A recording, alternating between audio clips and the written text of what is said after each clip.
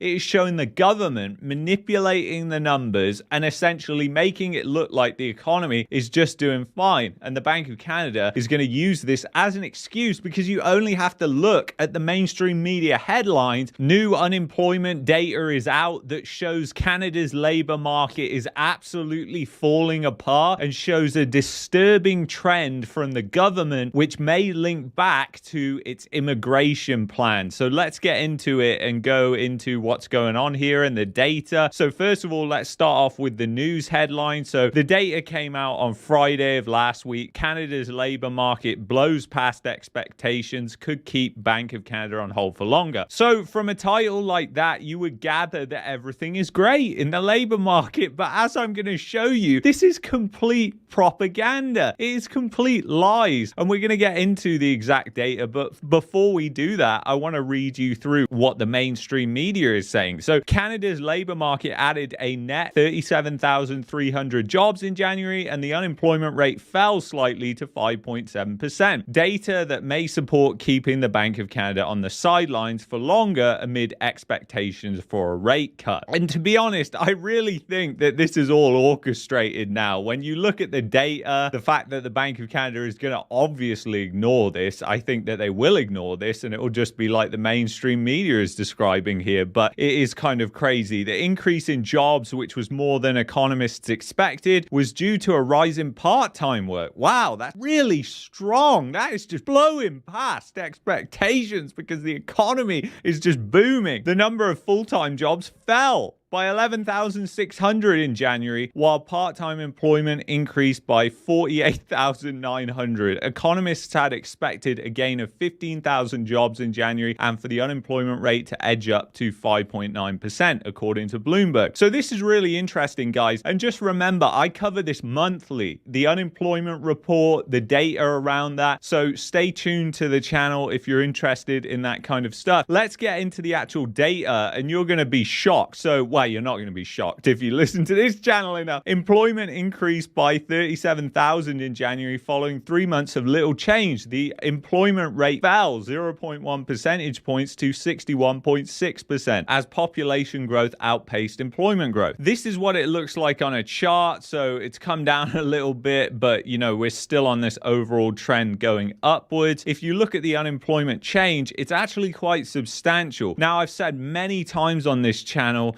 the January report for unemployment data is one of the most misleading, and that happens because of a massive seasonal adjustment that we have to trust the government does right. And do we trust the government on this channel? Absolutely not. They lie to us constantly. So anyway, 37,300 jobs were created. Apparently, this is what it looks like across the provinces. By the way, I'm going to be linking everything that I've talked about in this video in the description, so you can check it out if you want to go into it in more detail. So this is what the chart looks like for industries that gained and also lost jobs. But what I really want to go into and show is this, because it only takes looking into the actual data, which pretty much nobody does. And you have to bear in mind the Bank of Canada is going to be doing this, but they are just going to go on what the mainstream media goes on because we know that they're politically motivated. So anyway, class of worker, employees, public sector employees, that increased by a massive 47,600 jobs. So most of that part-time work was occurring in the public sector, and you've got private sector employees that was up just 7.4 thousand. Meanwhile, self-employed dropped by 17,700. So essentially, these could be categorized as really small businesses, contractors, things like that. So that is far from an unemployment report that is showing a booming economy, is it? It is showing the total opposite. It is showing the government manipulating the numbers and essentially making it look like the economy is just doing fine. And the Bank of Canada is going to use this as an excuse because you only have to look at the mainstream media media headlines, and most of the people who don't think past those headlines are just going to be thinking, oh yeah, you know what, all this doom and gloom about recession, I don't know what these people are on about. And the reality is, when you actually look into the data, it's far from good news. When you look at the trends as well of what the herd is thinking, and we go into Google Trends, and this is looking for the past 5 years, as you can see, search terms for a recession, you can see that in 2022, when we had that rapid decline in the housing market and searches for a recession were absolutely spiking after they started raising interest rates, what happened? And if you look right now, you can see the trends are pretty much at a low that we haven't seen going all the way back pretty much to 2019, 2021, when all that stimulus was entering into the economy and everybody thought the economy was booming. So the reality is the general public think that everything is okay right now. Now we're going to get more into the specifics of the data so I can show you which industries took a hit, which industries actually did well this month. Let's look at goods producing sector. That lost 23,000 jobs. That's following a decline, remember, in December. You've got services producing sector, 60,000 jobs gained. So this is a lot of retail trade jobs. And as you can see as well, you've also got a lot of finance, insurance, real estate jobs that have been added. So these jobs could very much be gone within the next couple of months if you don't get that spring housing market that everybody's hoping for. And considering the way the economy is going, I highly doubt that. But then again, we're in a bubble. It's all based on psychology, and it's very hard to pin it to fundamentals and say people are going to do this. It's herd mentality that drives these type of things, and it can keep things going longer than you actually think. So anyway, we'll continue to monitor that, but I don't think the housing market is going to be anything like we saw last year, considering the struggles that are happening right now. But if you look as well, professional, scientific, and technical services, that was down 16,500 jobs. And you know, guys, if you're interested in last month's data, I'd highly recommend that you watch that video. I'm going to link it at the end of this video, because then you can contrast this video with last month's to actually see how they're just moving numbers around on a spreadsheet, essentially. Because you'll have like professional scientific jobs that have declined, but they actually increased a lot in December. So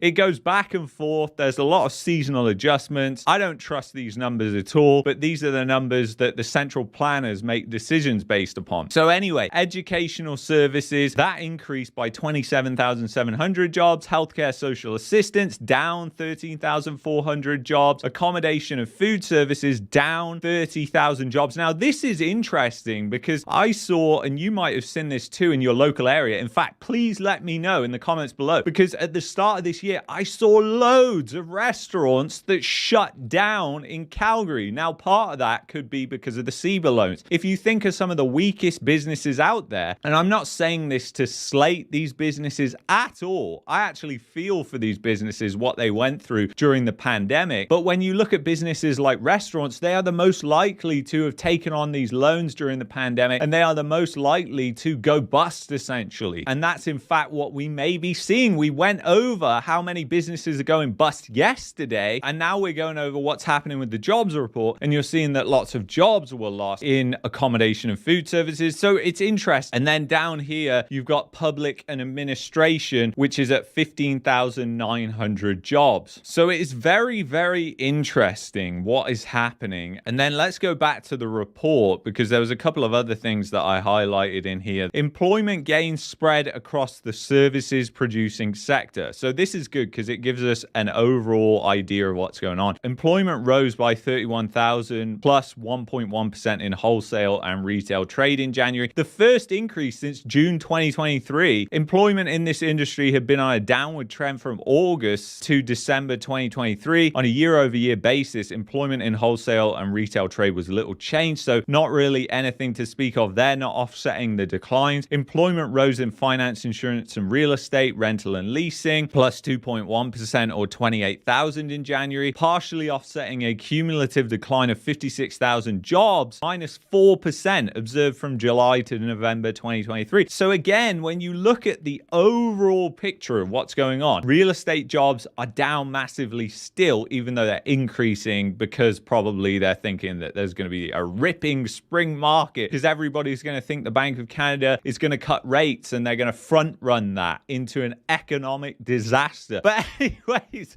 that could very well happen. Who knows, to be honest? It's very hard to predict what the herd is going to do. Whether financially now they can't do that or whether they can, I guess we'll see. Employment up in 4 provinces in January, led by Ontario. Employment in Ontario increased by 24,000 jobs, 0.3% in January, partially offsetting a decline of 37,000 jobs in December. So again, it's not making up for what happened in December. And this is all on the most manipulated report of the entire year, guys, because of that service drop-off. I really don't have much faith in this report. And now I want to show you this. I can't really talk about it, but you know, when you really think about what's going on here, just imagine they did this, but the other way round. Because imagine what the mainstream media and everybody would be doing on Twitter if they were doing this, but it was the opposite way round. Why all this segregation by race? I mean, it is just getting out of control now. I think it's ridiculous. But anyways, we won't get into that. In the spotlight, share of workers who plan to leave their job increases notably among youth in permanent employment. In January 2024, 6.9% of permanent employees were planning to leave their job in the next 12 months, up 0.5% from January 2022. So that's really interesting, guys. And the reason that's interesting is because it kind of goes hand in hand with what's happening with the Google Trends data. This is exactly what you would expect to happen if people think, oh, there's going to be no recession, everything's going to be fine. They would look and think, well, I don't like my job anymore, and the labor market isn't as bad as all these doom and gloomers like Market Mania was saying on YouTube, so I'm going to go ahead and think about leaving my job. But anyway, I want to get into something else which is incredibly interesting that came out a couple of days ago, and it is essentially what's happening with the CPI in the United States. Now, many might have missed this, but the core services CPI jumped a lot to 8.2% annualized, and you can actually see what happened on this chart. So this is the January data. Canada hasn't got this data. Our data comes out next week, so it'll be very interesting to see if we're seeing that same trend happen. If you look at Canada services inflation right now, it's just above 4% right there. If you look at where it was before this spike happened, it was all the way down between 4 and 5%, very much similar to the United States. So it's going to be very interesting to see what happened. And then if you look at consumer confidence, I wanted to highlight this. We had January data that came out 49.46, still below that 50 threshold, which is believed to be positive. So still negative, but up somewhat. And again, you would expect that to be the case if people are thinking, you know what, there's going to be no recession. The Bank of Canada is going to cut rates. There's going to be a soft landing, guys. Everybody's talking about this soft landing. It doesn't seem like anything bad is going to happen. And of course, usually that's when those bad things unravel and strike. So it's very, very interesting what's happening now. So anyway, if you want to check out last month's unemployment report, check out this video here. If you're looking for a VPN to get around Trudeau's censorship laws, make sure you go to expressvpn.com/marketmania. That's the VPN that I use because we're now subject to authoritarian censorship in Canada. Thank you so much for watching. I will see you in the next